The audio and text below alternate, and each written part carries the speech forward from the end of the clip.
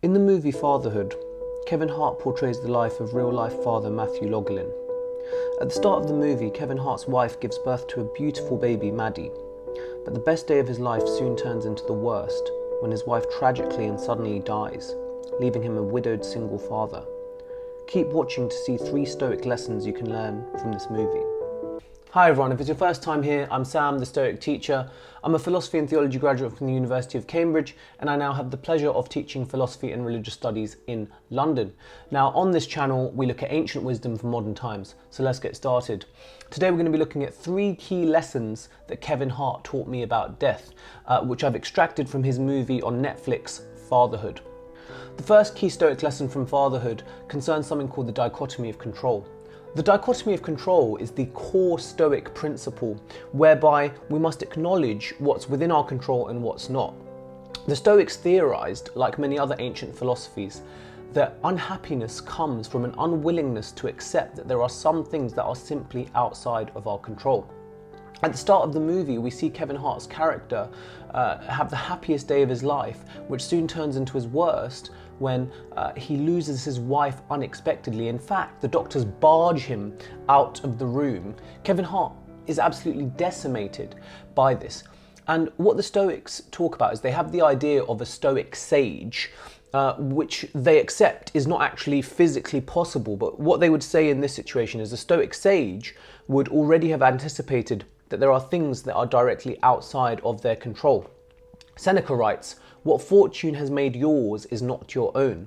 The Stoics regularly remind us not make the mistake of thinking that we actually control things outside of our own choices, because we simply don't. That is the only thing that we can control. And an awareness of this, whilst it of course will not mean that someone won't be upset at the passing of a loved one, will be a cause of comfort and will support us in being able to move forward with such a big loss. Because of course, for Kevin Hart's character, he can't stop because he has a baby to now raise. The second key lesson that I learnt from the movie Fatherhood reminded me of the Stoic concept of gratitude for our loved ones. Epictetus tells us that when we kiss our wife or daughter at night, we should say to ourselves, "This person is immortal." Now, essentially what this is saying is remembering that this person will die. Now, some people look at me when I say that and say, "Are you some kind of weirdo? You're saying I should remember that my wife or daughter is going to die when I'm kissing them. What's wrong with you?"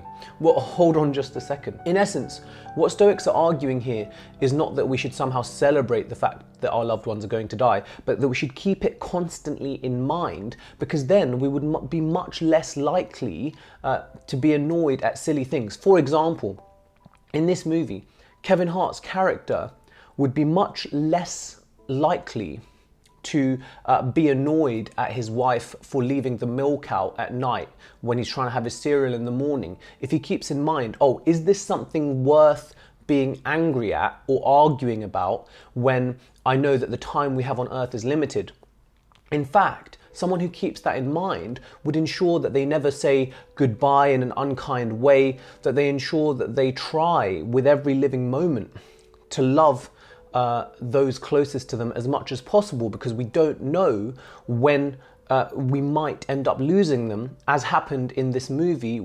This movie makes for absolutely wonderful watching and reminds us to foster gratitude for our loved ones and ensure that we tell them that we love them. Because a lot of people have this image of Stoicism as some robot philosophy where you don't show love and so on, where it's completely the opposite. Stoicism teaches love for others through remembering to be grateful for the things that we currently have, by remembering that these things are impermanent. And the final lesson that came to mind when watching Fatherhood was the idea of the obstacle being the way, as Ryan Holiday titled his book, which is based on this quote from Marcus Aurelius. "The obstacle becomes the way." When Kevin Hart's character loses his wife, he must think that his life can no longer go on. But what ensues for the rest of the movie is a beautiful portrayal of the relationship that Kevin Hart's character has with his daughter. It is absolutely beautiful to see, and it simply wouldn't have been the case if the adversity that he faced hadn't have happened. Does this mean that we should be happy that he lost his wife? Of course not. That's not what we're saying. But often, the worst things that happen in someone's life can carve out a path which shows them their true meaning or allows them to live in the way that that person would have wanted. And Matthew Logelin's late wife would be very, very proud of the relationship that that character had with Maddie and that Matthew has with his daughter in real life. It is a beautiful, beautiful thing to see. And to see the way in which Kevin Hart has to manage his kind of work-life balance and adapt. The beautiful father-daughter relationship is a wonderful thing to behold. So these are the 3 key Stoic reflections from watching the movie Fatherhood by Kevin Hart on Netflix. I would highly, highly recommend. I believe that Barack and Michelle Obama actually produced the movie as well. It's a wonderful, wonderful movie, so do go and watch. If you're interested in Stoic ideas of death and impermanence and gratitude, I would highly recommend the video above on the Stoic concept of premeditating adversity.